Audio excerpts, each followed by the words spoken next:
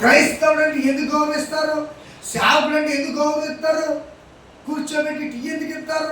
కూర్చోబెట్టి నీళ్ళు ఎందుకు ఇస్తారు? కూర్చోబెట్టి పాలు ఎందుకు ఇస్తారు? కూర్చోబెట్టి ఏమంటే నీ యొక్క అవసరాలు ఎందుకు తీరుస్తారు?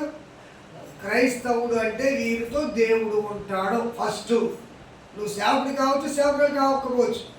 క్రైస్తవుడు అంటే వీరితో దేవుడు ఉంటాడు. రెండోది ప్రియమైన వారులారా, రెండోది ఏంటంటే వీరు ఎల్లప్పుడూ కూడా ప్రార్థనతో ఉంటారు, ప్రార్థనలో జీవిస్తారు.